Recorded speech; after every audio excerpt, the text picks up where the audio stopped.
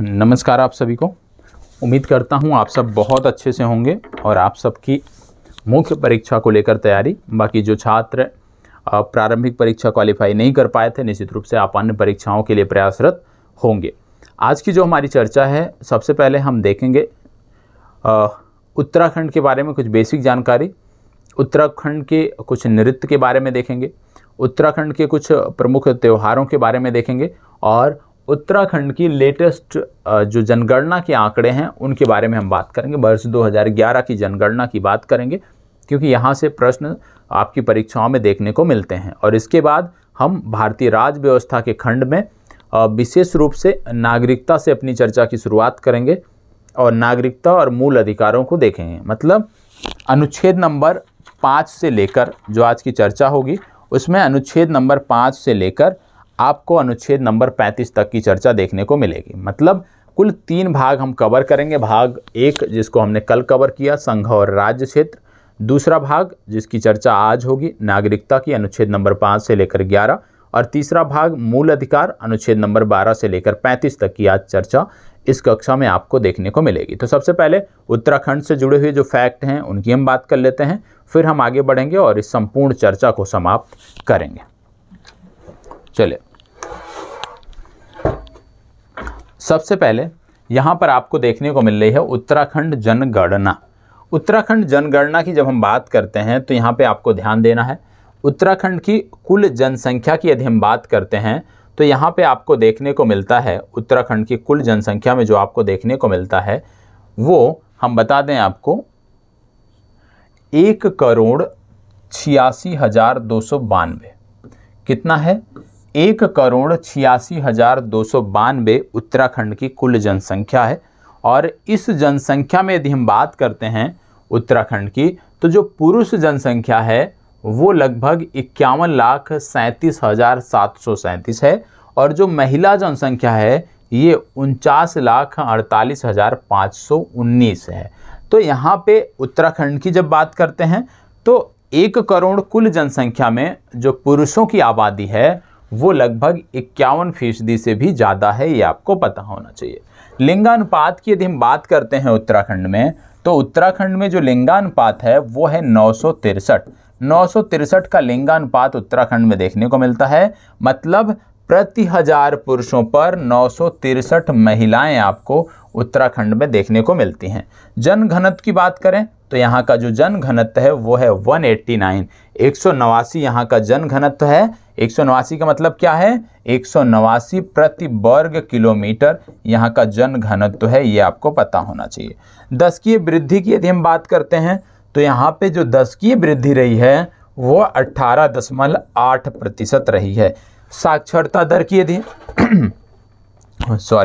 साक्षरता दर की यदि हम बात करते हैं उत्तराखंड में, तो उत्तराखंड में जो साक्षरता दर है वो 78.8% है। कुल साक्षरता दर उत्तराखंड में 78.8% है और इसमें जो पुरुष साक्षरता है वो 87.4% है और जो महिला साक्षरता है वो 70.0% है। तो उत्तराखंड में विशेष रूप से साक्षरता दर की जब बात करते हैं तो पुरुष साक्षरता ज़्यादा है 87.4% और महिला साक्षरता मात्र 70% देखने को मिलती है। अनुसूचित जाति की यदि हम जनसंख्या की बात करें तो यहाँ पे 18,92,516 जो व्यक्ति हैं वो अनुसूचित जाति के इस राज्य में रहते हैं। और इनमें से यदि हम बात करें तो आपको देखने को मिलता है 9,68,586 व्यक्ति जो हैं ये पुरुष हैं और 9,23,930 जो हैं ये महिलाएं हैं उत्तराखंड में, जब अनुसूचित जाति की हम यहाँ पे बात करते हैं। इसके साथ साथ आपको बता दें, राज्य की कुल जनसंख्या में, राज्य की जो कुल जनसंख्या है उसमें यदि अनुसूचित जाति के प्रतिशत की बात करें तो ये 18.8% है। उत्तराखंड की राज्य की कुल जनसंख्या में अनुसूचित जाति का प्रतिशत 18.8% है। यदि अनुसूचित जनजाति की प्रतिशत की बात करें तो अनुसूचित जनजाति का प्रतिशत 2.9% है। उत्तराखंड की कुल जनसंख्या का 2.9% अनुसूचित जनजाति की जनसंख्या है और 18.8% जो है ये अनुसूचित जाति की जनसंख्या है, ये आपको पता होना चाहिए। इसके साथ साथ आपको बता दें कुछ अन्य फैक्ट जो आपके लिए महत्वपूर्ण है। जैसे ग्रामीण जनसंख्या यदि पूछा जाए कि ज़्यादा है उत्तराखंड में या शहरी जनसंख्या ज़्यादा है, तो आपको बता दें उत्तराखंड में जो ग्रामीण जनसंख्या है वो ज़्यादा है, और उत्तराखंड में ग्रामीण जनसंख्या का जो प्रतिशत है वो 69.8% है। याद रखिएगा, उत्तराखंड में 69.8% जो है ये ग्रामीण आबादी रहती है, ये ग्रामीण जनसंख्या रहती है। राज्य की कुल जनसंख्या में ग्रामीण जनसंख्या का प्रतिशत 69.8% है। नगरीय जनसंख्या यदि हम बात करें तो ये 30.2% है। याद रखिएगा, नगरीय जनसंख्या उत्तराखंड में ये 30.2% है, और वह भी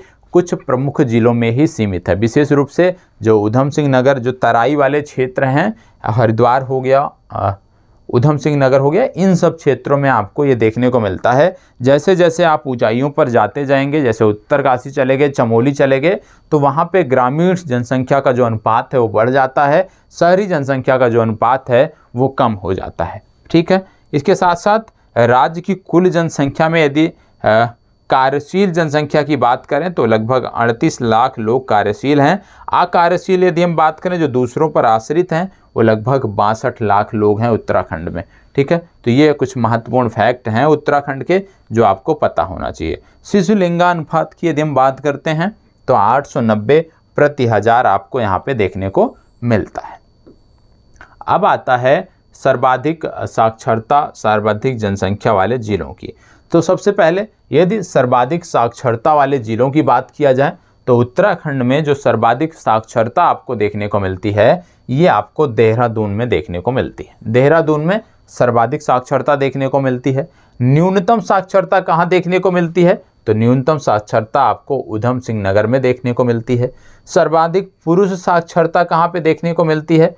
रुद्रप्रयाग में देखने को मिलती है। न्यूनतम पुरुष साक्षरता कहाँ है? हरिद्वार में देखने को मिलती है। सर्वाधिक महिला साक्षरता कहाँ पे है? देहरादून में है। न्यूनतम महिला साक्षरता कहाँ पे है? तो उत्तरकाशी में है। ठीक है, तो ये कुछ प्रमुख फैक्ट हैं जो पता होना चाहिए। कम से कम इतना तो आपको पता होना चाहिए कि सर्वाधिक साक्षरता वाला जिला ओवरऑल देहरादून है, और न्यूनतम साक्षरता वाला जिला जो है वो ऊधम सिंह नगर आपका है।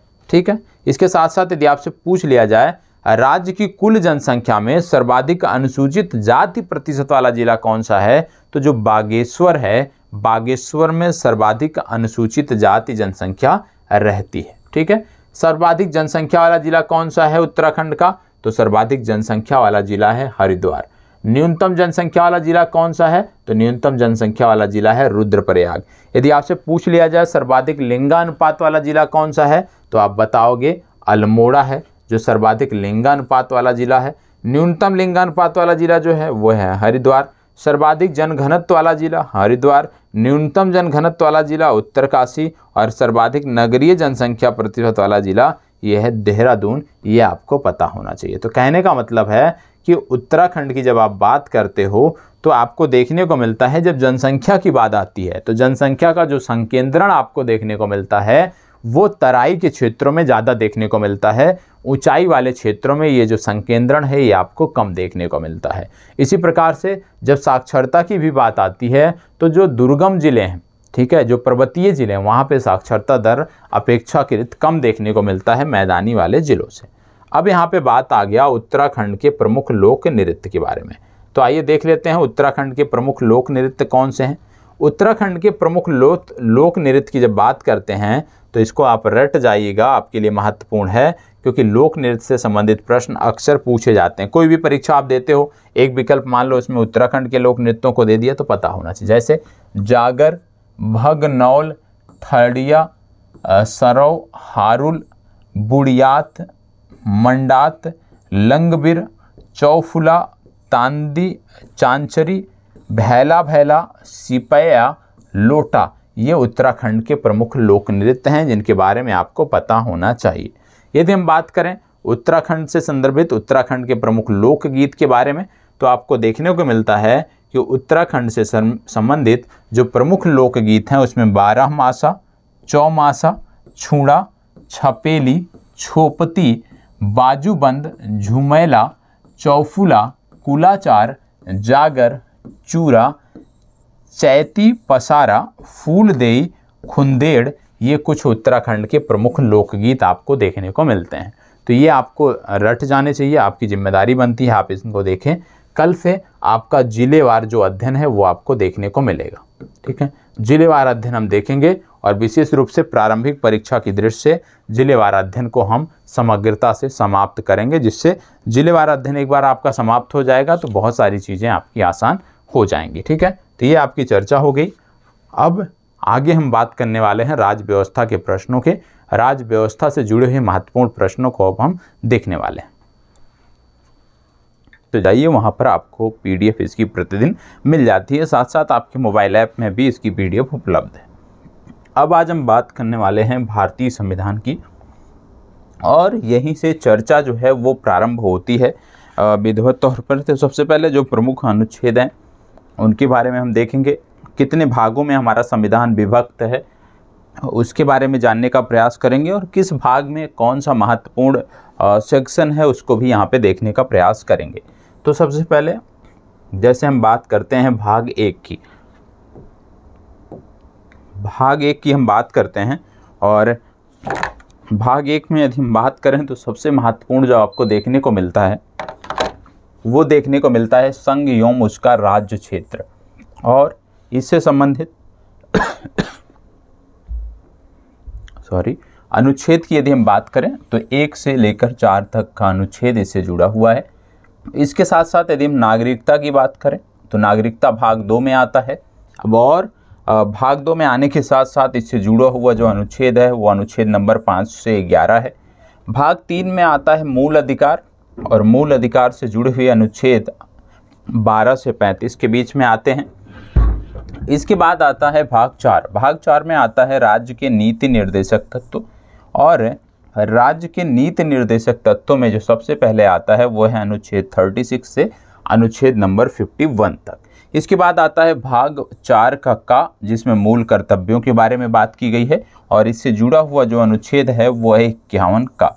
ये महत्वपूर्ण है, याद रखिएगा। इसके बाद बात आ जाती है भाग 5 की, और भाग 5 से जो चर्चा चालू होती है वो संघ की होती है। और भाग 5 में यदि हम बात करें तो भाग 5 में अनुच्छेद 52 से लेकर अनुच्छेद 151 तक की बात होती है, और यहाँ पर संघ की चर्चा की जाती है। इसके बाद इसी में ही यदि हम देखें तो अध्याय फर्स्ट जो है, जब हम संघ की बात करते हैं तो सबसे पहले संघ की कार्यपालिका की चर्चा की गई है, और इसका जो आप कह सकते हैं संबंधित अनुच्छेद है वो अनुच्छेद नंबर 52 से लेकर 78 तक है। कार्यपालिका के बाद संसद की चर्चा होती है, और संसद की जो चर्चा है वो अनुच्छेद 79 से लेकर अनुच्छेद 122 तक देखने को मिलती है। इसके बाद अध्याय 3 आता है जिसमें राष्ट्रपति के विधायी अधिकारों के बारे में बताया गया है, और ये अनुच्छेद नंबर 123 बताता है। इसके बाद संघीय न्यायपालिका की व्यवस्था है वो भी इसी के अंतर्गत आता है, संघ के अंतर्गत आता है, और अनुच्छेद नंबर 124 से अनुच्छेद नंबर 147 तक इसकी बात की जाती है। लास्ट में भाग 5 आता है, और भाग 5 में भारत के नियंत्रक और महालेखा परीक्षक की बात होती है, और ये 148 से 151 तक का अनुच्छेद होता है। तो कुल मिलाकर आपने देखा कि इस भाग 5 जो है वो संघ से संबंधित है, संघ की इसमें चर्चा होती है, और इससे जुड़ा हुआ जो अनुच्छेद है वो आर्टिकल नंबर 52 से लेकर आर्टिकल नंबर 151 तक है। और भाग 5 जो है ये 5 भागों में आपका विभक्त देखने को मिलता है, और ये 5 भाग कौन कौन से हैं? सबसे पहले कार्यपालिका, फिर संसद, फिर राष्ट्रपति के विधायी अधिकार, संघीय न्यायपालिका, और भारत के नियंत्रक एवं महालेखा परीक्षक। ये तो हो गई बात भाग 5 की। भाग 5 के बाद जब हम आगे बढ़ते हैं तो आता है भाग 6, और भाग 6 में यदि हम बात करें तो जैसे कि भाग 5 संघ से संबंधित था उसी प्रकार से भाग 6 जो है वो राज्यों से संबंधित है। और भाग 6 में सबसे पहले अध्याय फर्स्ट आता है अध्याय फर्स्ट में अनुच्छेद नंबर 152 से अनुच्छेद नंबर 237 तक की बात होती है जो सामान्य चर्चा होती है। फिर अध्याय 2 आता है कार्यपालिका का, 153 से लेकर 167 अनुच्छेद तक कार्यपालिका की बात होती है। अध्याय नंबर 3 आता है जो है राज्य विधानमंडल, और इसकी चर्चा होती है अनुच्छेद नंबर 168 से लेकर अनुच्छेद नंबर 212 तक। इसके बाद अध्याय 4 आता है। अध्याय 4 में राज्यपाल के विधायी अधिकार हैं। जैसे अभी पूर्व में आपने देखा था कि राष्ट्रपति के विधायी अधिकार थे अनुच्छेद नंबर 123 में। अनुच्छेद नंबर 123 में राष्ट्रपति के विधायी अधिकार थे, लेकिन अनुच्छेद नंबर 213 में क्या है, राज्यपाल के विधायी अधिकार हैं। ठीक है, इसी के साथ साथ अनुच्छेद अध्याय 5 में राज्यों के उच्च न्यायालय की बात आती है और राज्यों के जो उच्च न्यायालय हैं इनकी चर्चा अनुच्छेद 214 से लेकर अनुच्छेद 232 तक होती है। अब इसी तरह से यदि हम संघीय न्यायालय की बात करें तो आपने देखा था अनुच्छेद नंबर 124 से लेकर अनुच्छेद नंबर 147 तक ये संघीय न्यायपालिका की बात होती है। तो यहाँ पे जब आप अध्ययन करते हो तो कुछ चीज़ें हैं जो आपको ध्यान रखनी होती हैं। ध्यान क्या रखनी होती हैं? सबसे पहली बात, जैसे आपने देखा राज्यपाल, तो जब आप राज्यपाल से जुड़ा हुआ अनुच्छेद पढ़ते हो तो वहीं पे राष्ट्रपति से जुड़ा हुआ अनुच्छेद भी आपको देखना चाहिए। जैसे अभी आपने देखा राज्यपाल के विधायी अधिकार अनुच्छेद नंबर 213 में, लेकिन राष्ट्रपति के विधायी अधिकार अनुच्छेद नंबर 123 में। सिर्फ क्या है, अंक तीनों सेम है, सिर्फ क्रम जो है इधर के उधर हो गए, तो ये याद रखने में भी आसानी होती है। इसी तरह राज्यों के उच्च न्यायालय की बात होती है तो बात हो रही है अनुच्छेद नंबर 214 से 232 तक, लेकिन जब बात होती है राज्यों के अधीन केंद्र के अधीन न्यायालय की, मतलब सर्वोच्च न्यायालय की, तो उससे जुड़ा हुआ जो अनुच्छेद है वो 124 से 147 की बात आती है। ठीक है, इसके बाद बात आती है अधीनस्थ न्यायालय की, और अधीनस्थ न्यायालय की चर्चा 233 से 237 के बीच है। ठीक है, बात करते हैं भाग 7 की। भाग 7 में यदि हम देखें तो सबसे पहले आप देखोगे कि यहाँ पे अनुच्छेद नंबर 238 था जो अब निरस्त कर दिया गया है। प्रथम अनुसूची के भाग ख में राज्य, ये भी जो है अब हटा दिया गया है।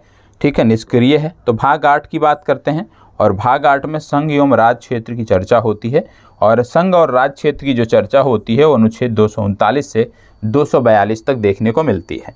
इसके बाद भाग 9 में यदि देखें तो पंचायतों की चर्चा होती है, और पंचायतों की चर्चा अनुच्छेद 243 से 243 तक होती है।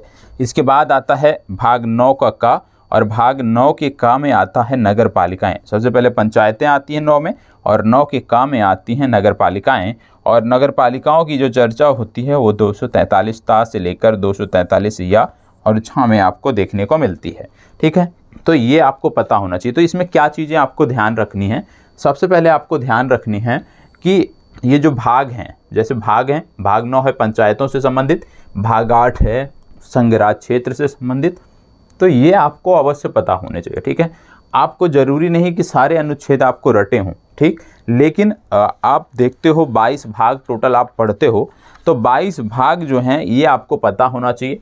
प्रत्येक भाग से जुड़ा हुआ अनुच्छेद आपको पता होना चाहिए। कई बार क्या है कि राज्य विशेष में सामान्य से प्रश्न पूछ लिए जाते हैं। उदाहरण के तौर पे मान लीजिए 4 अनुच्छेद दिए हुए हैं और आपसे पूछ लिया जाए इनमें से कौन सा अनुच्छेद आपात उपबंध से संबंधित है, तो आपको इतना पता होना चाहिए कि आपात उपबंध की जो चर्चा है वो 352 से लेकर 360 में देखने को मिलती है।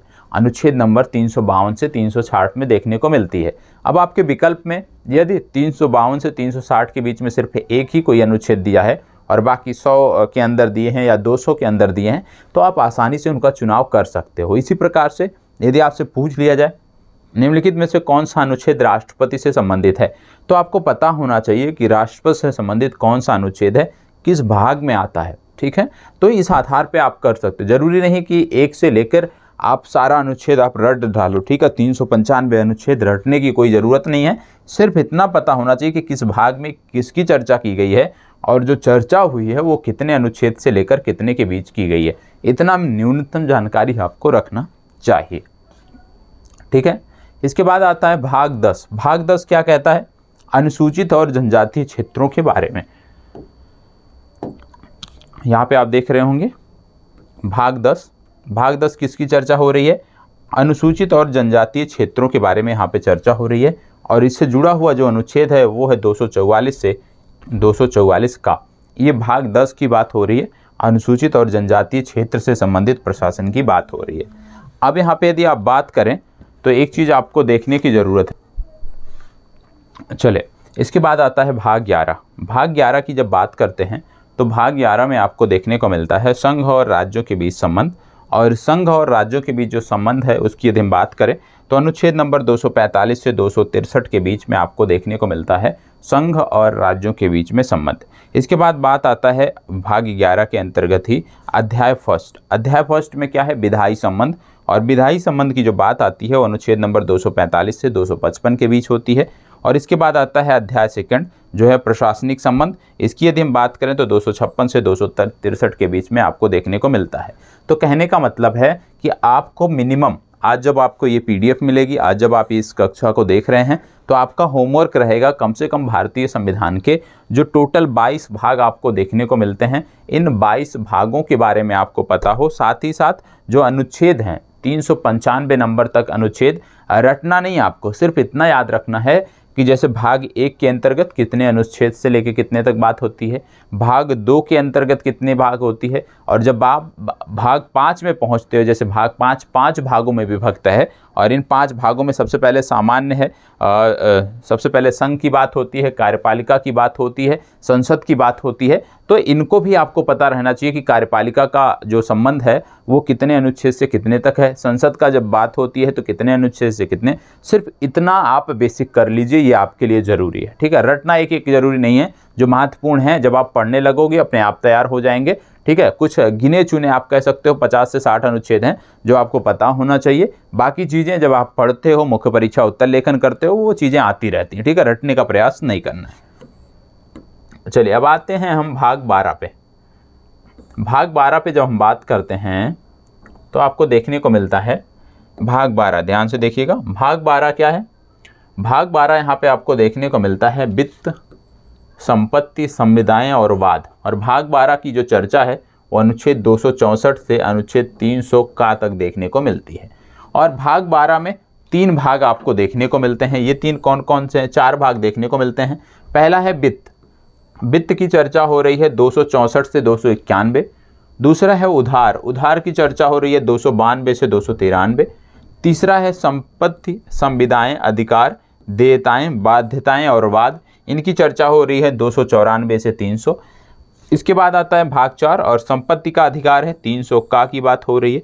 इसके बाद आता है भाग 13, भारत के राज्य क्षेत्र के भीतर व्यापार और वाणिज्य का समागम, 301 से 307 के बीच है।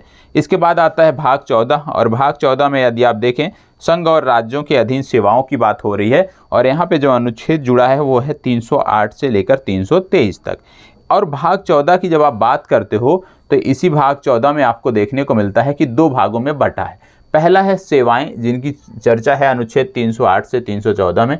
दूसरा है लोक सेवा आयोग, जिसकी चर्चा है 315 से 323। ठीक है, ये तो हो गई भाग 14 की बात। भाग 14 का में आपको देखने को मिलता है अधिकरण, जिसकी चर्चा है 323 का से लेकर 323 खा तक। इसके बाद सबसे महत्वपूर्ण आपका आ गया निर्वाचन। ठीक है, और निर्वाचन की जब बात करते हैं तो 324 से लेकर 329 का तक इनका संबंध है। अगला आता है भाग 16। भाग 16 में कुछ वर्गों के लिए विशेष उपबंध किए गए हैं, उनकी यहाँ पे चर्चा होती है, उन वर्गों की यहाँ पे चर्चा होती है। और इसके बाद भाग 17 आता है। भाग 17 है राजभाषा का, और राजभाषा का संबंध है अनुच्छेद 343 से लेकर 351 तक। अब राजभाषा को जो अनुच्छेद है 3 भागों में, 4 भागों में मुख्य रूप से विभक्त किया गया है। पहला है संघ की भाषा, तो संघ की भाषा की चर्चा 343 से 344 में। दूसरा है क्षेत्रीय भाषाएं, इनकी चर्चा 345 से 347 में। तीसरा है उच्चतम न्यायालय, उच्च न्यायालय आदि की भाषा, इसकी चर्चा है 348 से 349 में। इसके बाद है विशेष निर्देश, जो जिनकी चर्चा है 350 से 351 में। तो इस प्रकार से आप देख रहे हैं भाग 17 तक हमने चर्चा समाप्त किया। भाग 17 के बाद यदि हम देखें तो आता है भाग 18, और भाग 18 में आपात उपबंधों की चर्चा की गई है। और यहाँ पे जो चर्चा हो रही है यदि हम उसकी बात करें तो आपको देखने को मिलता है यहाँ पे कि टोटल 352 से लेकर 360 तक आपात उपबंधों की चर्चा हो रही है। इसके बाद फिर आता है प्रकीर्ण भाग 19 में, जिसकी चर्चा है 361 से 367 तक। फिर आता है भाग 20, जिसकी चर्चा है संविधान का संशोधन से 368 की बात हो रही है। फिर आता है भाग 21। भाग 21 में क्या है, अस्थायी, संक्रमणकालीन और विशेष उपबंध हैं। इसकी चर्चा है अनुच्छेद 369 से 392 में। और लास्ट में आता है भाग 22, यहाँ पे संक्षिप्त नाम प्रारंभ हिंदी में प्राधिकृत पाठ और निरसन। इसकी चर्चा है 393 से 395 में। अब कोई भी आपके पास पुस्तक होगी, राज्य व्यवस्था की कोई पुस्तक तो आपके पास अवश्य और अनिवार्य रूप से होगी। तो राज्य व्यवस्था की जो भी पुस्तक आपके पास है, यदि आप उसमें देखेंगे तो 1 से लेकर अनुच्छेद नंबर 395 तक उसमें डिटेलिंग इसी प्रकार से दी होगी। तो कम से कम वो जो एक पेज है ना, यदि आप एक दिन में ना रट सको सॉरी 2 दिन में आप ना तैयार कर सको, तो इसको जीरोक्स करके अपने स्टडी टेबल के सामने चिपका लीजिए। कुछ दिन में निश्चित रूप से आपको याद हो जाएगा, कंठस्थ हो जाएगा। और याद करना जरूरी है, याद कर लोगे आप देखोगे बहुत सारे प्रश्न प्रारंभिक परीक्षा में जो राज्य व्यवस्था से अनुच्छेदों से संबंधित पूछे जाते हैं, विशेष रूप से राज्यों में, वो आप आसानी से कर सकते हो बिना किसी हेडक के। लेकिन हाँ, यदि यूपीएससी की तैयारी कर रहे हो तो यूपीएससी के जो प्रश्न होते हैं, जैसे यदि आपसे आपात उपबंध के बारे में पूछ लिया गया, तो आपात उपबंधों में किसी सेक्शन के बारे में पूछा जाता है तो वो 352 से 360 के बीच वाले में से ही पूछा जाता है। तब वहाँ पे आपको प्रत्येक अनुच्छेद 52 से लेकर 60 तक प्रत्येक अनुच्छेद याद होना चाहिए, तभी आप जवाब दे सकते हो, क्योंकि वहाँ पे कथन होते हैं कई सारे। ठीक है, लेकिन राज्य विशेष में क्योंकि एक फैक्ट पूछा जाता है, तो उस आधार पे, इन्हीं के आधार पे सिर्फ यदि आपको भाग रटे हुए हैं, यदि आपको सभी अनुच्छेद पता है कि किस भाग में किससे संबंधित है, विषय क्या है उसका, तो आप आसानी से जवाब दे सकते हो। आपका होमवर्क है, इसको निश्चित रूप से अनिवार्य रूप से इसको कंठस्थ कर लीजिएगा।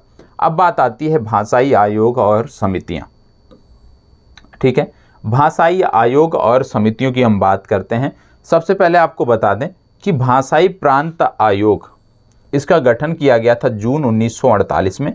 इसके अध्यक्ष थे एस के धर, और इन्होंने दिसंबर 1948 में जो है ये अपनी रिपोर्ट सौंप दी थी। और इन्होंने क्या अनुशंसा किया था? भाषाई प्रांत आयोग ने अनुशंसा क्या किया था? राज्यों का गठन प्रशासनिक सुविधा के आधार पर, ना कि भाषाई आधार पर। ठीक है, इन्होंने बताया था कि राज्यों का जो गठन है वो प्रशासनिक सुविधा के आधार पर होना चाहिए, ना कि भाषाई आधार पर। यह था भाषाई प्रांत आयोग, जिसकी अध्यक्षता की थी एस के धर ने। 1948 में इसका गठन किया गया था, ये भी आपको पता होना चाहिए। इसके बाद जब आप आगे बढ़ते हो, फिर आता है जेबीपी समिति।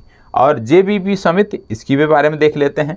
जेबीपी समिति जो थी ये किस लिए थी? तो सबसे पहले आपको पता होना जेबीपी समिति के बारे में, नाम आपको पता होना चाहिए, अध्यक्ष कौन है प्रत्येक समिति के वो आपको पता होना चाहिए। तो यहाँ पे इसका गठन किया गया था वर्ष 1948 में। इसके सदस्य थे जवाहरलाल नेहरू, वल्लभ भाई पटेल और पंडाभी सीतारमैया। ठीक है, रिपोर्ट इन्होंने सौंपी अप्रैल 1949 में। इन्होंने अनुशंसा की कि भाषाई आधार पर राज्यों का पुनर्गठन अस्वीकृत, मतलब जो भाषाई आधार पर राज्यों का पुनर्गठन करने की बात की गई थी उसको इन्होंने अस्वीकृत कर दिया। किसने? जेबीपी समिति ने, यह भी पता होना चाहिए। फिर इसके बाद तीसरी समिति जो गठित की गई वो राज्य पुनर्गठन आयोग गठित की गई। ठीक है, तो आपने देखा कि 2 समितियां पूर्व में, जैसे कि भाषाई प्रांत आयोग जो था उसने भी निरस्त कर दिया कि भाषाओं के आधार पर राज्य का गठन नहीं होना चाहिए।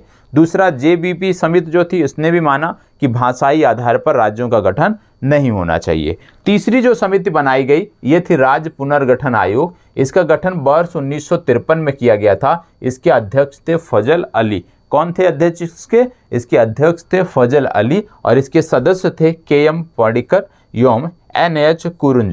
कुंजरू। ठीक है, और इन्होंने क्या रिपोर्ट सौंपा? इन्होंने वर्ष 1955 में, 2 वर्ष का इन्होंने समय लिया और वर्ष 1955 में इन्होंने रिपोर्ट सौंपा और इन्होंने अनुशंसा की कि भाषाई आधार पर राज्यों का पुनर्गठन होना चाहिए। तो याद रखना है, भाषाई आधार पर जो राज्यों का पुनर्गठन किया गया उस समिति की अध्यक्षता किसने की थी? उस समिति की अध्यक्षता की थी फजल अली ने, और वर्ष 1953 में इस समिति का गठन किया गया था। इसके 2 सदस्य थे के.एम. पडिक्कर एवं एच.एन. कुंजरू। इनका नाम आपको याद रखना है और यही आपको लिए महत्वपूर्ण है इस संदर्भ में। राज्यों के गठन के संदर्भ में यह महत्वपूर्ण है क्योंकि भाषाई आधार पर ही राज्यों का बाद में गठन किया गया था। इसके बाद यदि हम बात करें तो आगे बढ़ते हैं और आगे देखते हैं कि आंध्र प्रदेश राज्य का गठन।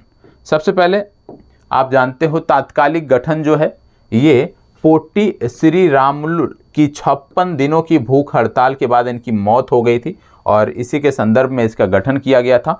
1 अक्टूबर वर्ष 1953 को इसका गठन किया गया था और इसकी विशेषता क्या थी? भाषा के आधार पर गठित देश का पहला राज्य। तो याद रखना है, भाषा के आधार पर गठित देश का पहला राज्य कौन है? भाषा के आधार पर गठित देश का पहला राज्य है आंध्र प्रदेश। और इसमें आपको पता होना चाहिए श्री रामुलु जो थे, उनके प्रयासों के फलस्वरूप ही आंध्र प्रदेश का गठन हुआ था। इन्होंने भूख हड़ताल किया था, भूख हड़ताल के दौरान इनकी मृत्यु हुई थी। इसके बाद क्योंकि लोगों का जुड़ाव इनसे था, तो सरकार नहीं चाहती थी कि कोई समस्या वहाँ पे उत्पन्न हो, लोग विद्रोह करने पे आए, इसलिए उन्होंने इस मांग को स्वीकारा और भाषा के आधार पे इस राज्य का गठन किया। बाद में 2 जून 2014 को इससे अलग होकर एक नया राज्य तेलंगाना का भी निर्माण किया गया।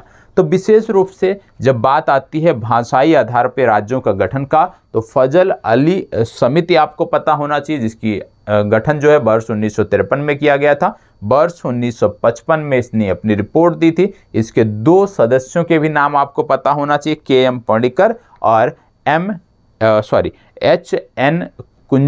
HN कुंजरू का भी नाम आपको याद रखना है। ठीक है, तो ये PDF मिलेगी, तो जिम्मेदारी के साथ इसको रिवाइज करिएगा। अब आंध्र प्रदेश का सबसे पहले गठन हुआ। आंध्र प्रदेश के बाद फिर भारत के अन्य राज्यों का पुनर्गठन शुरू हुआ। अब इनकी तिथि भी आपको पता होना चाहिए, क्योंकि कई बार इनसे संदर्भित प्रश्न भी पूछ लिए आपसे जाते हैं। सबसे पहले यदि हम बात करें, जैसे हमने देखा 1 अक्टूबर वर्ष 1953 को आंध्र प्रदेश का गठन हुआ। आंध्र प्रदेश के बाद दूसरा राज्य जो बना वो बना भाषाई आधार पर गुजरात, और गुजरात का गठन हुआ 1 मई 1960 को। तीसरा गठन हुआ नागालैंड का 1 दिसंबर 1963 को। चौथा गठन हुआ हरियाणा का 1 नवंबर वर्ष 1966।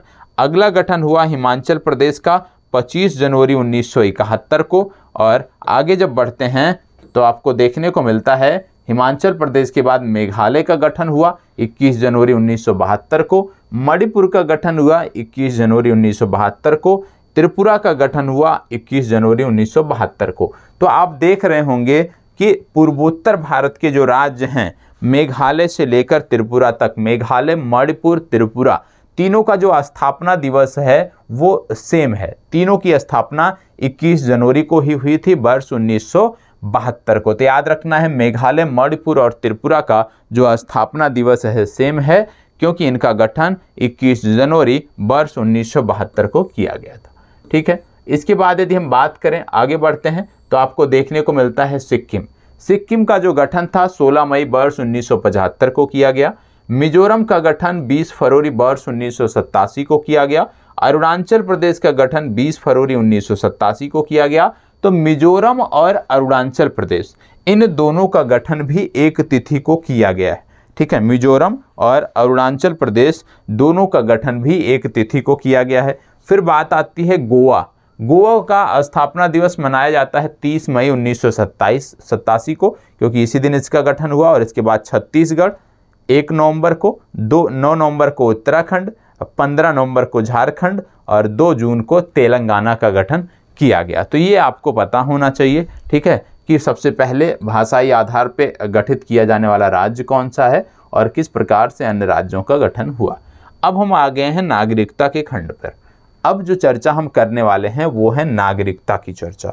ठीक है, क्योंकि आप जानते हैं जब आप संविधान का अध्ययन करते हो, संविधान के अनुच्छेदों का अध्ययन करते हो, तो आपको देखने को मिलता है कि नागरिकता की चर्चा की गई है। और आपने अभी आपने देखा था कि नागरिकता की चर्चा कहाँ पे की गई है, किस अनुच्छेद में? तो नागरिकता की चर्चा भाग 2 में की गई है। और भाग 2 में अनुच्छेद नंबर 5 से लेकर 11 तक कहाँ पे की गई है? सबसे पहली बात, नागरिकता की चर्चा भाग 2 में की गई है और अनुच्छेद नंबर 5 से लेकर 11, ठीक है, आर्टिकल नंबर 5 से लेकर 11 तक जो है इसकी चर्चा आपको देखने को मिलती है। ठीक है, अब नागरिकता की बात हो रही है तो यहाँ से ध्यान से आपको देखना है, किसकी बात हो रही है? नागरिकता की बात हो रही है। यहाँ पे आप देखोगे तो इसका उल्लेख कहाँ है? संविधान के भाग 2 में इसका उल्लेख किया गया है। अनुच्छेद कौन से जुड़े हुए हैं इससे? अनुच्छेद 5 से 11 जुड़े हुए हैं। मैं आपको क्या याद करने को बोल रहा हूँ? मैं यही याद करने को आपको सलाह दे रहा हूं कि आप इतना अवश्य याद कर लीजिए, जैसे आपसे पूछ लिया जाए संघ और राज्य क्षेत्र की चर्चा कहाँ हुई है, बता सको। जैसे अभी आप बता रहे हो कि नागरिकता का जो उल्लेख है वो संविधान के भाग 2 में हुआ है और अनुच्छेद नंबर 5 से लेकर 11 तक इससे संबंधित हैं। अब यदि आप मान लीजिए कोई प्रश्न नागरिकता से संबंधित बन जाता है और पूछ लिया जाता है कि इनमें से कौन सा अनुच्छेद नागरिकता से संबंधित है, नागरिकता के प्रावधानों से संदर्भित है, और कोई भी अनुच्छेद ऐसे इसी प्रकार से आपसे दिया हुआ है, अनुच्छेद नंबर 6, अनुच्छेद नंबर 18, अनुच्छेद नंबर 21, अनुच्छेद नंबर 4, अब आपको जवाब देना है। तो आपको जब यह पता है कि नागरिकता की जो चर्चा है वो 5 से 11 के बीच में ही हुई है, तो आप 5 से 11 वाला खोजोगे तो इसमें कौन सा मिल रहा है, 6 मिल रहा है, आप 6 को टिक कर दोगे, आपका आंसर सही हो जाएगा। तो इसलिए कम से कम इतना आपको पता होना चाहिए। और जब बात आती है भारतीय नागरिकता की, तो आपको देखने को मिलता है कि भारत में एकल नागरिकता का प्रावधान किया गया है और भारत में 2 तरह के लोग आपको देखने को मिलते हैं। एक है नागरिक जो भारत के नागरिक हैं, दूसरे हैं विदेशी। विदेशी जो भी मित्र हमारे हैं, कुछ हमारे ऐसे हैं जो शत्रु देशों के हैं, ठीक है, जैसे पाकिस्तान का कोई होगा, चीन का कोई होगा, तो ये चीज़ें आपको देखने को मिलती हैं। इसके बाद आपको नागरिकता से संबंधित कुछ महत्वपूर्ण फैक्ट दिए गए हैं, वो आपको पता होना चाहिए। जैसे यहाँ पे नागरिकता से संबंधित कुछ फैक्ट दिए हैं, ये आपको अनिवार्य रूप से याद होने चाहिए और उम्मीद करता हूँ याद भी होंगे क्योंकि कुछ नया नहीं है इसमें, ठीक है। बोला गया है संसद द्वारा नागरिकता के अधिकार का विधि द्वारा विनियमन किया जाना उपबंधित है। कहाँ पे? अनुच्छेद 11 के अंतर्गत ये बताया गया है कि संसद द्वारा नागरिकता के अधिकार का विधि द्वारा विनियमन किया जा सकता है। दूसरा, भारतीय नागरिकता अधिनियम 1955 पारित कब किया गया? तो भारतीय नागरिकता अधिनियम 1955 जो है ये संसद द्वारा पारित किया गया था। अगला है अनुच्छेद 15, 16, 19, 29 व 30 के तहत अधिकार प्राप्त है किसको?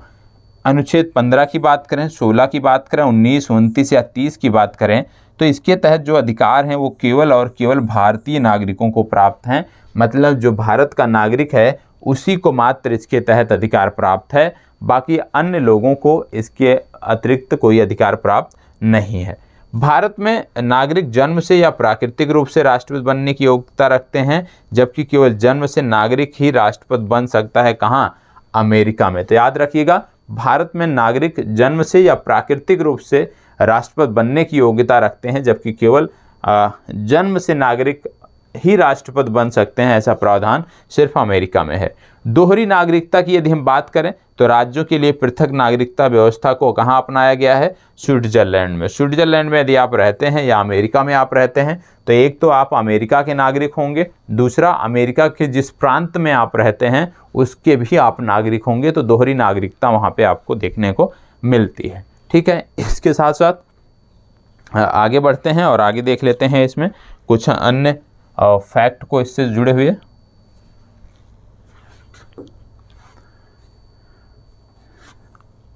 चले, अब यहाँ पे जो है कुछ और संबंधित तथ्य दिए हुए हैं, नागरिकता से संबंधित तथ्य दिए हुए हैं, इनको भी यहाँ पे हमें देखना है। जैसे यहाँ पे बोला गया है पाकिस्तान से भारत को प्रव्रजन करने वाले कुछ व्यक्तियों की नागरिकता के अधिकार के बारे में उपबंध कहाँ पे है? तो पाकिस्तान से भारत को प्रव्रजन करने वाले कुछ व्यक्तियों की नागरिकता के अधिकार के बारे में जो उपबंध है वो अनुच्छेद नंबर 6 के तहत है। अनुच्छेद नंबर 6 इसके बारे में बताता है। अगला है पाकिस्तान को प्रव्रजन करने वाले कुछ व्यक्तियों की नागरिकता के अधिकार के बारे में कहाँ चर्चा है? अनुच्छेद नंबर 7 में चर्चा है, ठीक है। तो याद रखिएगा, यदि आपसे पूछ लिया जाए पाकिस्तान से भारत, मतलब जो भारत में रह रहा है और पाकिस्तान से आया है, तो उससे संबंधित नागरिकता के अधिकारों की चर्चा कहाँ पे हो रही है? अनुच्छेद नंबर 6 में हो रही है। यदि कोई व्यक्ति भारत में रहता था लेकिन स्वतंत्रता के बाद या उससे पहले जो है वो पाकिस्तान को प्रव्रजन कर गया, तो उससे संबंधित जो नागरिकता के बारे में जो नियम हैं, जो उपबंध हैं, वो अनुच्छेद नंबर 7 में बताए गए हैं।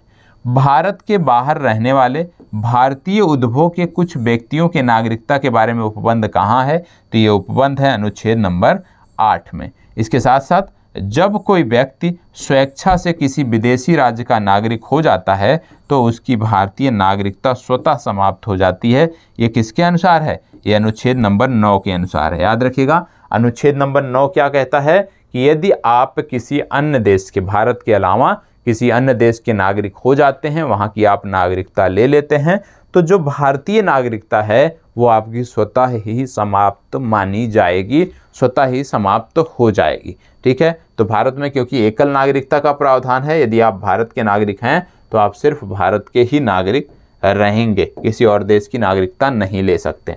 ठीक है, अब यहाँ पे कुछ चीज़ें दी हुई हैं, जैसे अभी आपने देखा था कि अनुच्छेद नंबर 15 हो गया, अनुच्छेद नंबर 16 हो गया, अनुच्छेद 19, 29 और 30। ये आपका होमवर्क है कि आप बताओगे अनुच्छेद नंबर 15 में किसकी चर्चा हुई है, अनुच्छेद नंबर 16 में किसकी चर्चा हुई है, अनुच्छेद नंबर 19 में किसकी चर्चा हुई। मैं क्यों नहीं कर रहा हूँ, क्योंकि अभी आगे इसके बारे में डिटेल से पढ़ना है।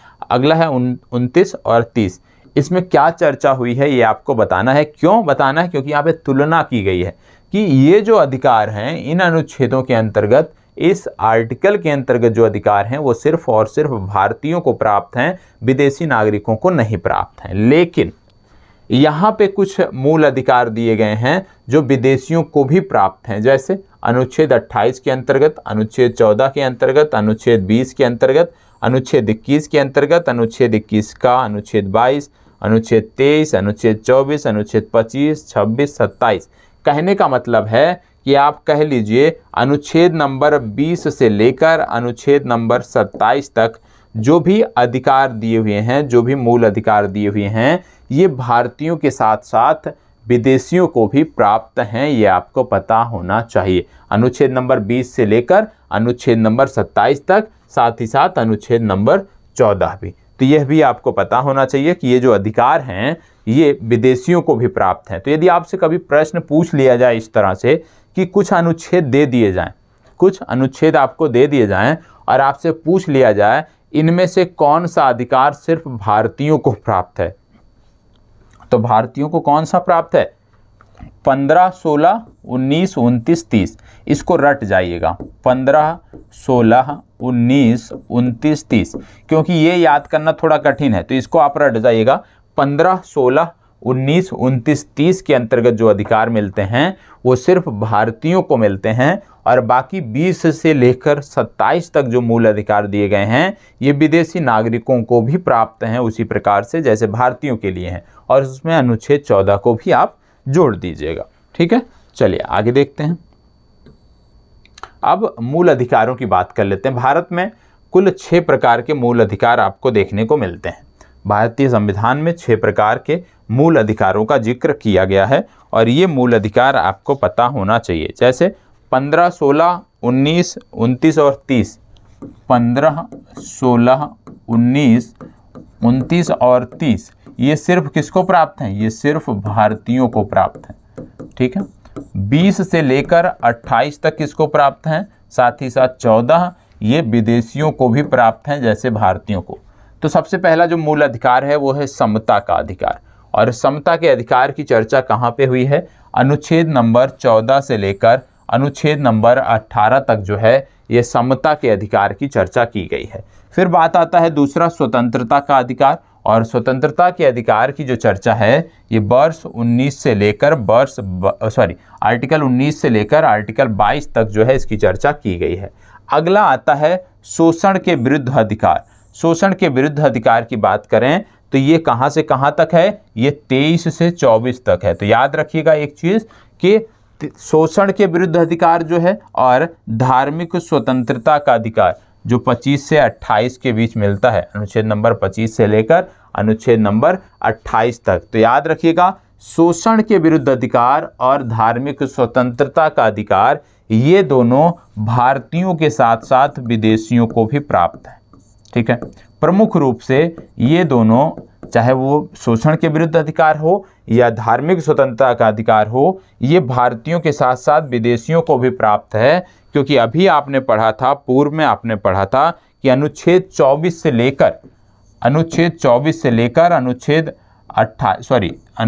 नंबर 21 था, 21 से लेकर अनुच्छेद नंबर 28 तक जो है ये सबको प्राप्त है। ये आपने अभी देखा था, अनुच्छेद नंबर 21 से लेकर अनुच्छेद नंबर 20 से लेकर 28 तक ये सबको प्राप्त है। साथ ही साथ अनुच्छेद नंबर 14 भी जो है ये सबको प्राप्त है। तो 20 से 28 की बात हो रही थी, तो 20 से 28 मतलब स्वतंत्रता का जो अधिकार है इसमें भी कुछ स्वतंत्रता है, जैसे वाक की स्वतंत्रता, बोलने की आज़ादी सबको नहीं है, ठीक है। तो इसी प्रकार से कुछ हैं जो प्रतिबंधित हैं। तो आपको जैसे मैंने बोला 15, 16, 19, 29, 30 ये आप रट जाइएगा। 15, 16, 19, 29, 30 रट जाइएगा। इसका संबंध किससे है कमेंट बॉक्स में भी बताना है, अभी आगे इसकी बात भी हम करेंगे। और ये भी रट जाइए कि 20 से लेकर 28 तक, साथ ही साथ अनुच्छेद 14 ये सभी को प्राप्त है, ठीक है। अगला है संस्कृत और शिक्षा संबंधी अधिकार। यदि आपसे पूछ ले कि संस्कृति और शिक्षा संबंधी अधिकार क्या विदेशियों को भी प्राप्त है भारतीयों के समान, तो आपका जवाब होगा नहीं, क्योंकि इसकी चर्चा कहाँ हो रही है, अनुच्छेद 29 से 30 के बीच हो रही है।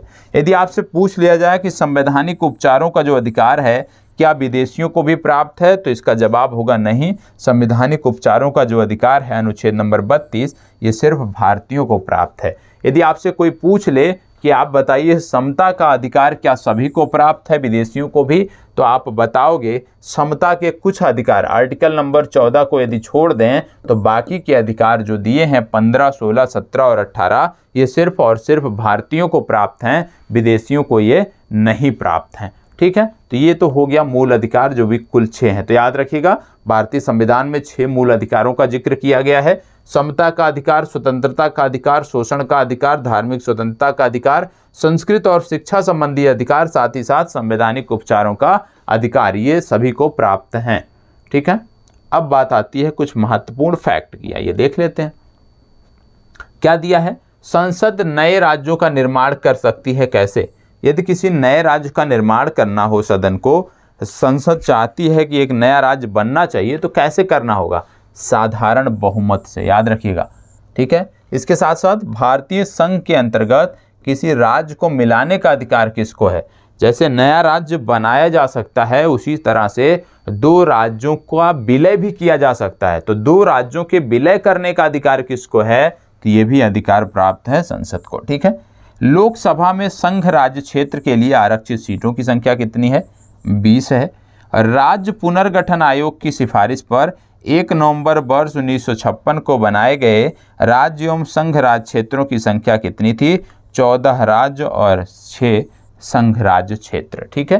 तो ये आपको पता होना चाहिए। इसके बाद यहाँ पे बात हो रही है कि भारत में नागरिकता से संबंधित कानून कौन बना सकती है, तो भारत में नागरिकता से संबंधित कानून, राज्यों के विलय को लेकर प्रस्ताव, नए राज्य बनाने का प्रस्ताव, ये सब किसको अधिकार है, ये सब केंद्र को अधिकार है जो कि संसद द्वारा बनाया जाता है, तो संसद को ये अधिकार है। अगला है भारतीय संविधान में नागरिकता का उल्लेख किया गया है कहाँ पे, तो भारतीय संविधान में भी आपको बताया भाग 2 के अंतर्गत अनुच्छेद नंबर 5 से 11 तक नागरिकता की चर्चा की गई है। अगला है भारतीय संविधान नागरिकता प्रदान करता है कैसी नागरिकता, भारतीय संविधान सिर्फ और सिर्फ एकल नागरिकता प्रदान करता है। अमेरिका में नागरिकता कौन सी है, दोहरी नागरिकता, मतलब एक तो आप अमेरिका के नागरिक होंगे, दूसरा आप अमेरिका के जिस प्रांत में रहते हैं आप उसके भी नागरिक होंगे। भारतीय नागरिकता अधिनियम 1955 के अनुसार पंजीकरण द्वारा भारतीय नागरिकता प्राप्त करने के लिए भारतीय मूल के व्यक्तियों को भारत में व्यतीत करने होंगे कितना वर्ष, 7 वर्ष व्यतीत करना होगा, तब जाकर आपको नागरिकता मिल सकती है। तो याद रखिएगा भारतीय नागरिकता अधिनियम 1955 के तहत जो कि भारतीय संसद द्वारा पारित किया गया था, पंजीकरण द्वारा भारतीय नागरिकता प्राप्त करने के लिए भारतीय मूल के व्यक्ति को भारत में कम से कम 7 वर्ष व्यतीत करने होंगे, तब उसको भारत की नागरिकता मिल पाएगी, ठीक है। अब बात आती है नागरिकता की प्राप्ति एवं अंत की बात कर लेते हैं। तो सबसे पहले नागरिकता की प्राप्ति कैसे होती है भारत में उसकी बात कर लेते हैं।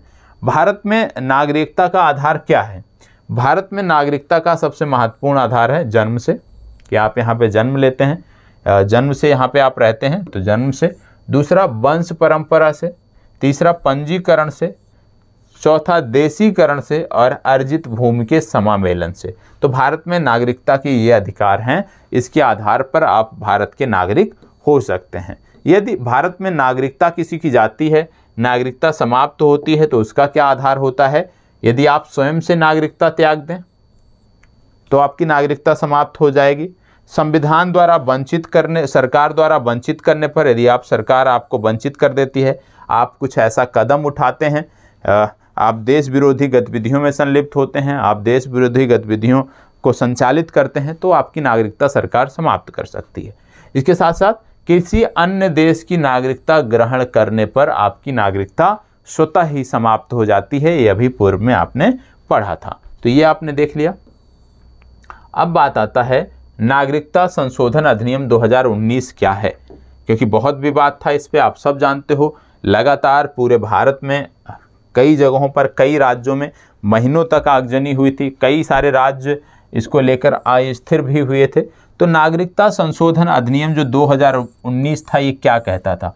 ये लागू कब हुआ? 10 जनवरी 2020 से ये लागू हो गया है। ये क्या कहता था? ये नागरिकता देता था किसको? ये नागरिकता देता था अफ़गानिस्तान के नागरिकों को।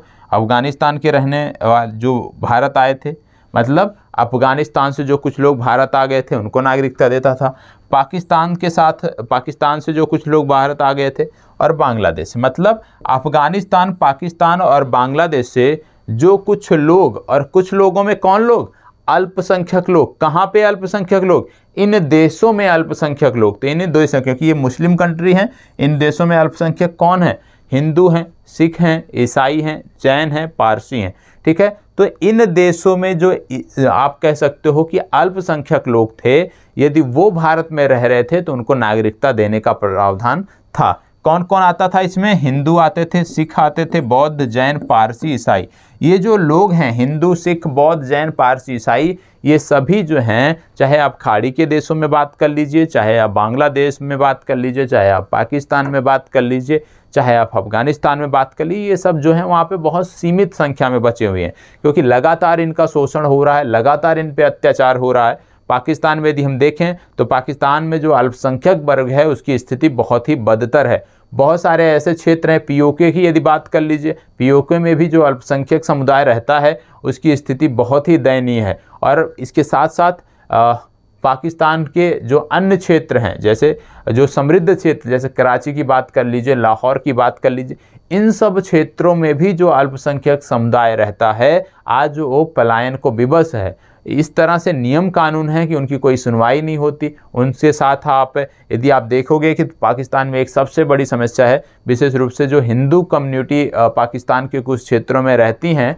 जो कि आप कह सकते हो जैसे अपने यहाँ आदिवासी होते हैं या जैसे अपने यहाँ जनजातीय लोग होते हैं, जंगलों में रहना पसंद करते हैं, एकांत में रहना पसंद करते हैं। इसी तरह से बहुत सारे मलिन बस्तियां हैं हिंदुओं की, और वो सीमित क्षेत्रों में है। और वहाँ पे देखने को मिलता है कि अक्सर समाचार पत्रों में देखने को मिलता है कि वहाँ पे जो उनकी बच्चियाँ होती हैं उनको जो अन्य वर्गों के लोग हैं उठा ले जाते हैं, जबरन शादी विवाह करते हैं। तो इस तरह से बहुत सारा शोषण हो रहा है। और इसके चलते क्या हो रहा है कि ये जो देश हैं, जो ये मुस्लिम कंट्री है, यहाँ से लगातार लोगों का पलायन हो रहा है, लगातार अल्पसंख्यक समुदाय का पलायन हो रहा है। भारत के संदर्भ में यदि आप बात करते हो, बहुत सारे लोग चर्चा करते हैं, बहुत सारे लोग निगेटिव बातें करते हैं, लेकिन भारत के संदर्भ में यदि आप अन्य देशों की चर्चा करते हो, भारत के साथ साथ जैसे भारत में अल्पसंख्यक समुदाय इतनी स्वतंत्रता से रहता है, इतनी स्वतंत्रता से उसको हर चीज़ की स्वतंत्रता मिली हुई है, ठीक है।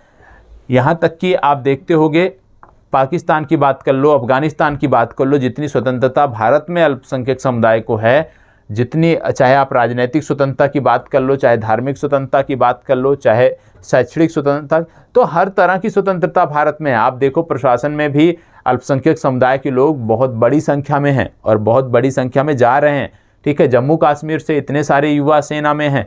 तो जितना हम, और आप कह सकते हो सहिष्णु हैं, जितना भारत में यदि हम बात करें कि अल्पसंख्यक लोगों को वैल्यू मिली हुई है, सम्मान है, समानता का अधिकार है, इस तरह से अन्य देशों में नहीं है। मैं सबकी बात नहीं कर रहा हूँ, लेकिन हाँ, जो हमारे पड़ोसी देश हैं, विशेष रूप से आप चीन की बात कर लीजिए, जो मुस्लिम हैं, उइघर मुसलमान, उनकी क्या हालत है आप समझ सकते हो। उनका धर्म परिवर्तन किया जा रहा है, जबरन उनको बंद किया गया है एक क्षेत्र विशेष में, ठीक है, लेकिन उस पर कोई आवाज़ उठाने वाला नहीं है। अफ़गानिस्तान है, वहाँ पे अल्पसंख्यक समुदाय लगातार प्रताड़ित हो रहा है। पाकिस्तान है, लगातार अल्पसंख्यक समुदाय के लोग जो है उनकी हत्याएं हो रही हैं, उनको परेशान किया जा रहा है, ठीक है। लेकिन बहुत सारे मुस्लिम कंट्री ऐसे हैं जहाँ पे इस तरह के कोई मामले नहीं है। उदाहरण के रूप में आप चले जाइए यूएई चले जाइए, ठीक है। आप यूएई में देखेंगे कि अल्पसंख्यक समुदाय बहुत ही सीमित मात्रा में है, ठीक है, बहुत ज़्यादा 2 से 4% होंगे या 5% होंगे, लेकिन वहाँ कभी कोई दंगा देखने को नहीं मिलता, वहाँ कोई इस तरह का विवाद देखने को नहीं मिलता। आप वहाँ जाओगे, जिस तरह से मुस्लिम धर्म के लोगों के लिए मस्जिदें हैं, उसी तरह से हिंदू धर्म के लोगों के लिए मंदिरों का निर्माण है, उसी तरह ईसाइयों के लिए चर्च का निर्माण है, उसी तरह से जो सिख कम्युनिटी है उनके लिए गुरुद्वारे भी हैं। तो बहुत सारे ऐसे देश हैं जहाँ पे नियम कानून हैं उस तरह के, जहाँ पे आप कह सकते हो कि जो राजनीतिक, क्योंकि ये माहौल कौन ख़राब करता है, ये माहौल ख़राब करते हैं हमारे राजनेता।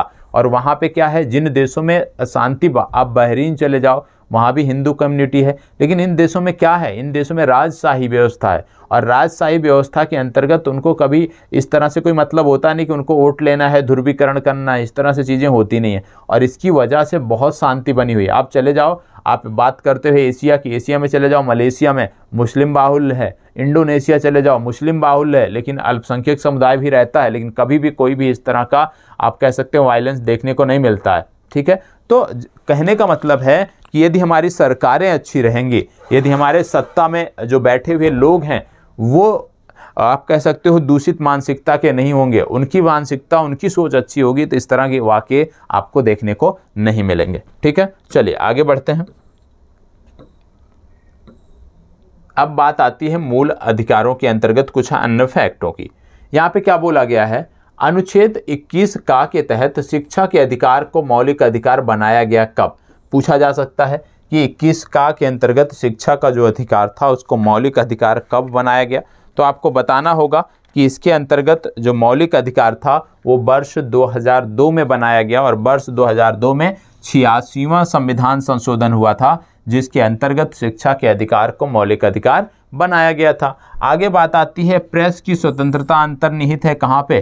प्रेस की स्वतंत्रता की बात कहाँ पे की गई है? भारत के संविधान के अनुच्छेद नंबर 19 के फर्स्ट के का में, 19 का आप कह सकते हो फर्स्ट, इसके काम में जो है ये प्रेस की स्वतंत्रता की बात की गई है। इसके बाद बात आता है मेनका गांधीवाद 1978 संबंधित है किससे? अनुच्छेद 21 के अंतर्गत प्रदत्त मूल अधिकारों के विस्तार से। अगला है, आप देखते होंगे सिख धर्म के जो लोग हैं भारत में, ये कृपाण धारण करते हैं, ये कृपाण लेकर चलते हैं। यहाँ तक कि आप मेट्रो देखते होंगे, मेट्रो में आप इस तरह का कोई भी आप कह सकते हो उपकरण लेकर या हथियार लेकर नहीं जा सकते हो, ठीक है। यहाँ तक कि चाकू भी लेकर आप नहीं जा सकते हो। लेकिन सिख धर्म के जो लोगों को ये अधिकार मिला हुआ है अनुच्छेद 25 के अंतर्गत, और इस अधिकार के अंतर्गत सिख धर्म के जो लोग हैं वो कृपाण धारण करते हैं, कृपाण लेकर यात्रा करते हैं, ठीक है। तो इनका क्या है, इनमें धार्मिक स्वतंत्रता का अंग इसको माना गया है। अगला है मौलिक अधिकारों के संरक्षण का, जिसमें उच्चतम और उच्च न्यायालय की बात की गई है, ठीक है। तो मौलिक अधिकारों के संरक्षक कौन है? मौलिक अधिकारों के संरक्षक हैं हमारे सुप्रीम कोर्ट और हमारे हाई कोर्ट।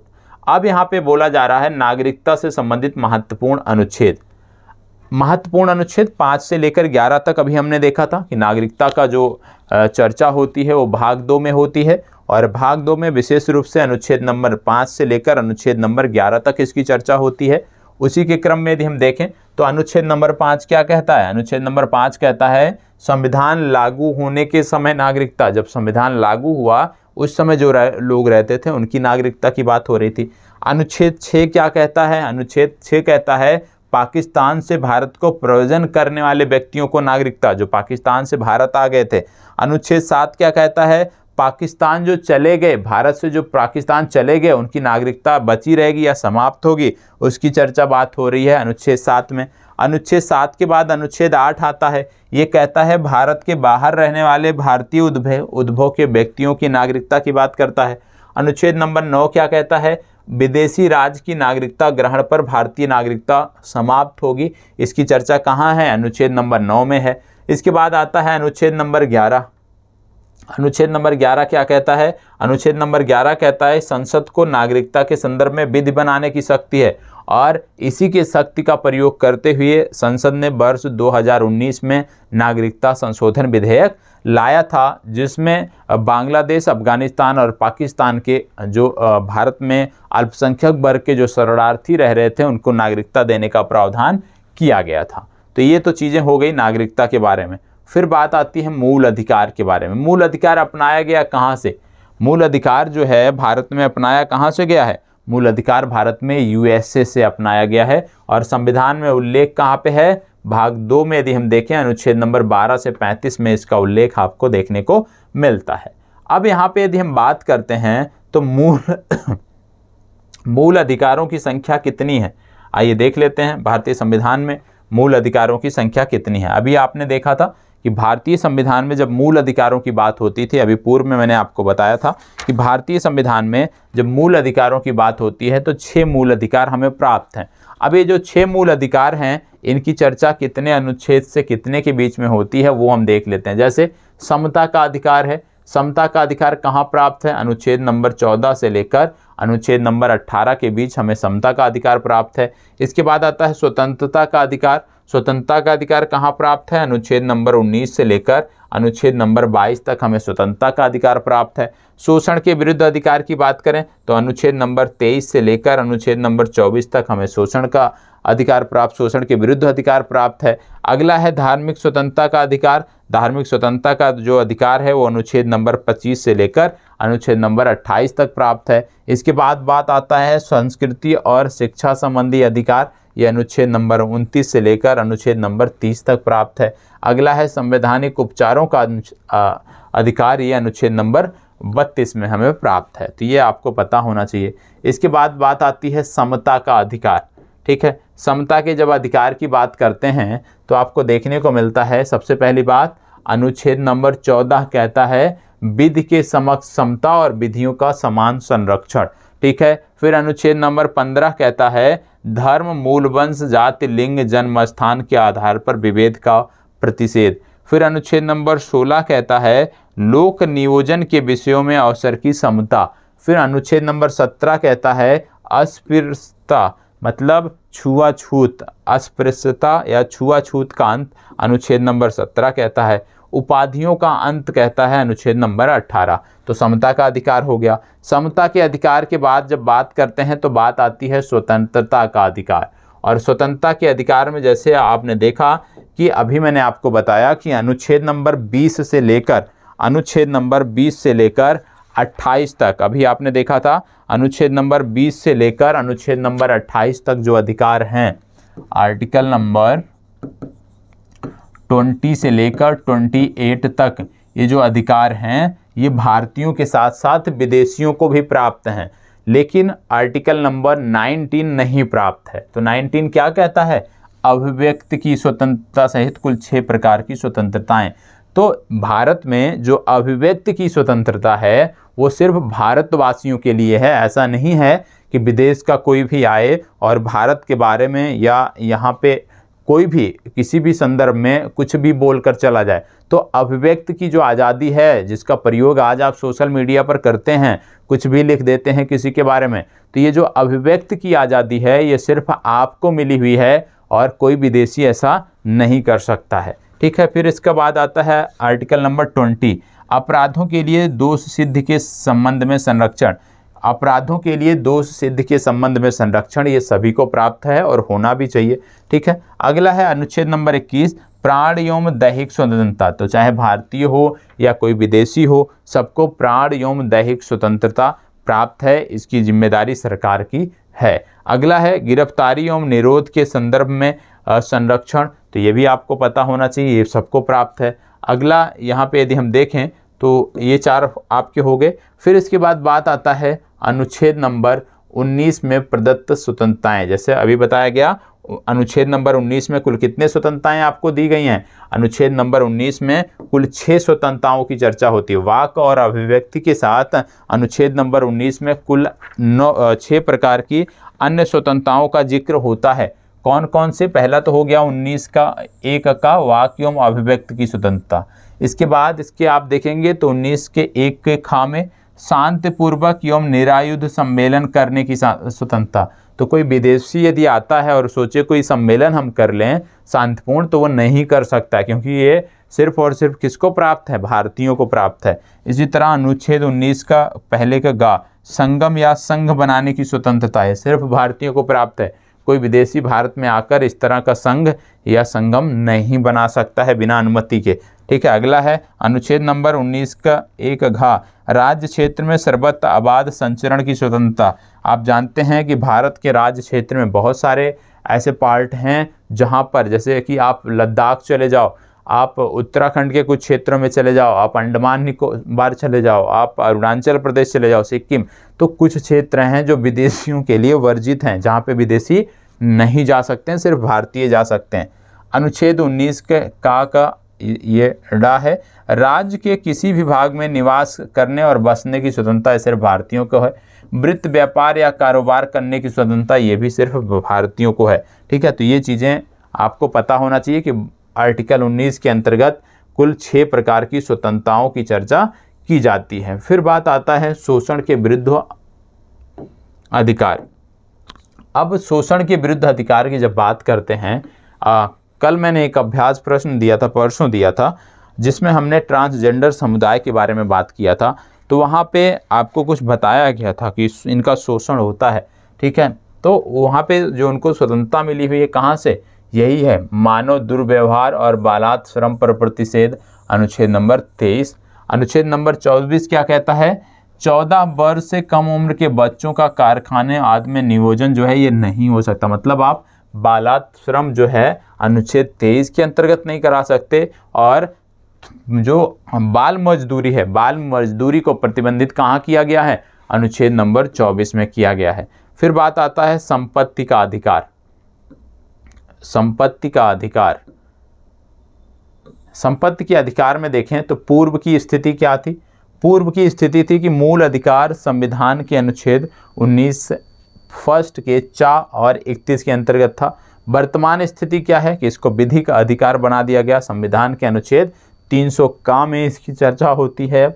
और संबंधित संविधान संशोधन कौन सा किया गया था, 44वां संविधान संशोधन किया गया था, जिससे संपत्ति के अधिकार को जो है विधिक अधिकार बना दिया गया था। ठीक है, ये आपको पता होना चाहिए। फिर बात आती है उच्चतम न्यायालय, उच्च न्यायालय द्वारा जारी रिटें। कौन कौन सी रिट ये जारी कर सकते हैं, बंदी प्रत्यक्षीकरण, परमादेश, उत्प्रेषण, प्रतिषेध और अधिकार परीक्षा ये प्रस्तुत कर सकते हैं। ठीक है, यहाँ पे यदि हम बात करें तो क्या देखने को मिल रहा है, धार्मिक स्वतंत्रता का अधिकार। अब धार्मिक स्वतंत्रता का भी अधिकार मिला हुआ है। धार्मिक स्वतंत्रता के अधिकार के अंतर्गत क्या क्या चीज़ें हैं, आइए समझते हैं। धार्मिक स्वतंत्रता का जो अधिकार मिला हुआ है उसके अंतर्गत यदि हम बात करते हैं, धार्मिक स्वतंत्रता के अधिकार के अंतर्गत, एक मिनट, धार्मिक स्वतंत्रता के अधिकार के अंतर्गत यदि बात करते हैं, सबसे पहले बात होती है अनुच्छेद नंबर 25। अनुच्छेद नंबर 25 क्या कहता है, प्रत्येक व्यक्ति को अपने धर्म का प्रचार करने का अधिकार है। प्रत्येक व्यक्ति को अपने धर्म का प्रचार करने का अधिकार है। अगला कहता है धार्मिक कार्यों के प्रबंध की स्वतंत्रता है, अनुच्छेद 26 के अंतर्गत।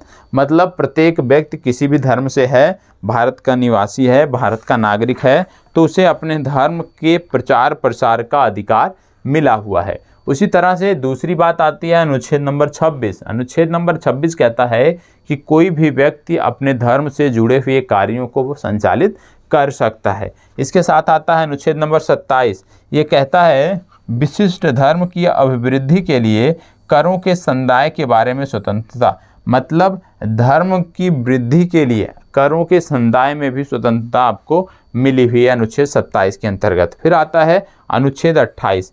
अनुच्छेद 28 क्या कहता है, कुछ शिक्षण संस्थाओं में धार्मिक शिक्षा या धार्मिक उपासना में उपस्थित होने के बारे में स्वतंत्रता।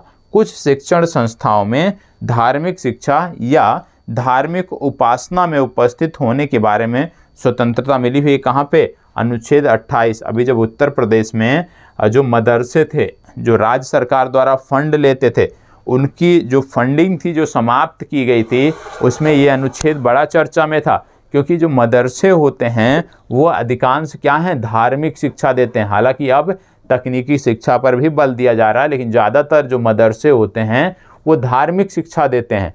तो यही बोला गया था कि धार्मिक शिक्षा यदि कोई मदरसा दे रहा है तो राज्य उसको क्यों अनुदान देगा। और वो भी मदरसे जो होते थे वो केवल एक वर्ग विशेष के लिए होते थे।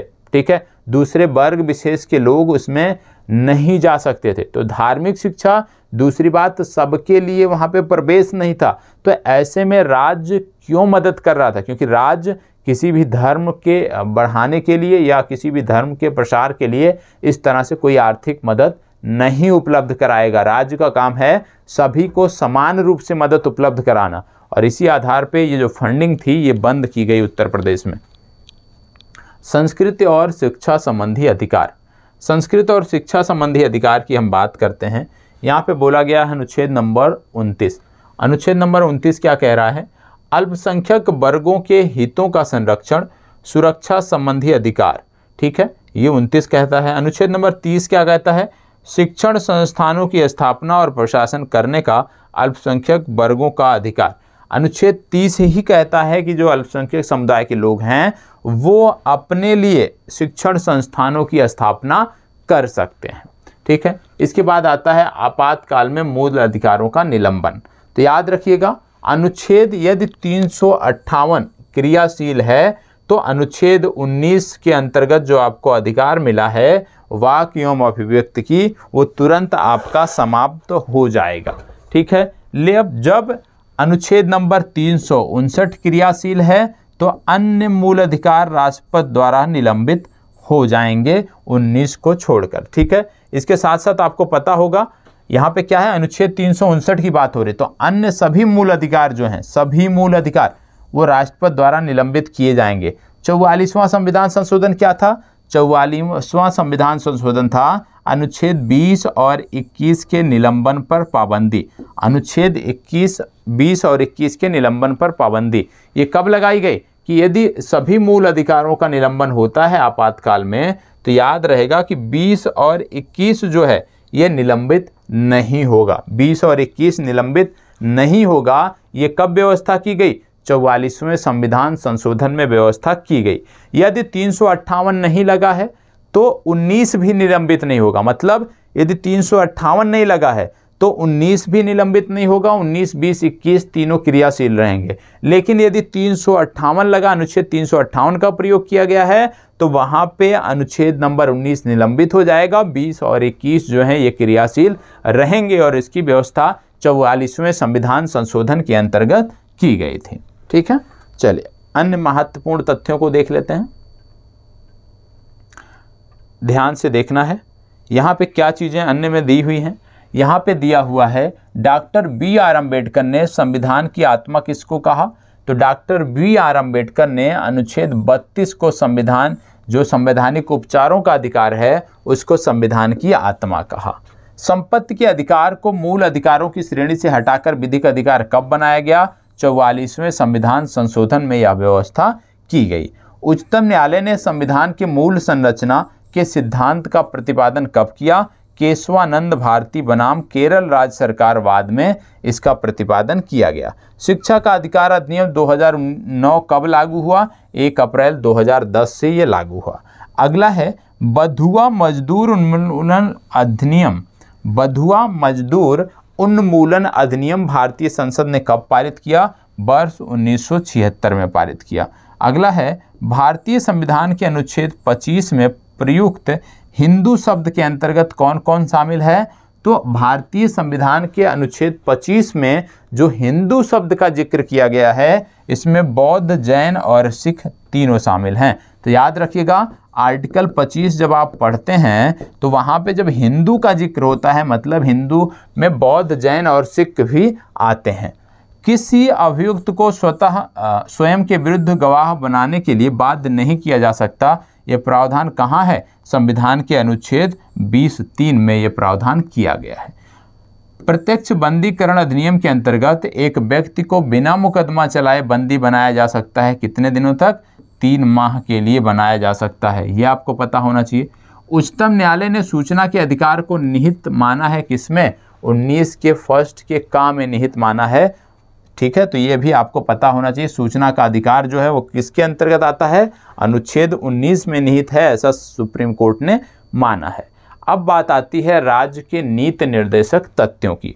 राज्य के नीति निर्देशक तथ्यों की जो चर्चा है वो आपको अगली कक्षा में देखने को मिलेगी। सबसे पहले अब हम क्या करेंगे, जो आपकी कल की कक्षा होगी उसमें याद रखिएगा, सबसे पहले जितना भी हमने पढ़ा है नागरिकता मूल अधिकार तक हमने पढ़ा है। ठीक है, तो नागरिकता और मूल अधिकार तक की जो चर्चा है जो प्रश्न है यहाँ तक की, ठीक है, मूल अधिकार तक, मतलब अनुच्छेद नंबर 1 से लेकर अनुच्छेद नंबर 35 तक 3 भाग हमने देखे हैं।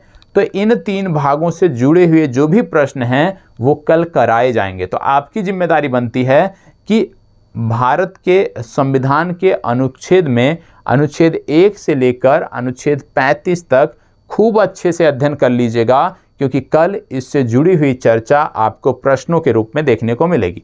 प्रयास ये रहेगा कि जो हम पढ़ते हैं उसको प्रश्नों के रूप में भी देख लें, जिससे हम उसको किस प्रकार से प्रश्नों पर अप्लाई करेंगे वह भी हम सीख सकें। तो चर्चा यदि पसंद आई है तो प्लीज़ लाइक, शेयर और कमेंट अवश्य कर दीजिएगा। और आपको जानकारी के लिए बता दें कि आज की जो करंट अफेयर्स की कक्षा है उस दौरान आपको ज़रूर उपस्थित होना है। हालांकि करंट अफेयर्स नहीं बताया जाएगा, लेकिन कुछ महत्वपूर्ण जानकारियां आपके लिए शेयर की जाएंगी, इसलिए उस दौरान भी उपस्थित रहना है। और कल 1 से लेकर 35 तक पहले अच्छे से पढ़ लेना है, जिससे कल कोई भी प्रश्न आपका गलत ना हो, सारे के सारे प्रश्न, अधिकांश प्रश्न आपके सही हो। ठीक है, चलिए यहीं पर चर्चा को विराम देंगे। धन्यवाद, बहुत बहुत आभार आप सभी का।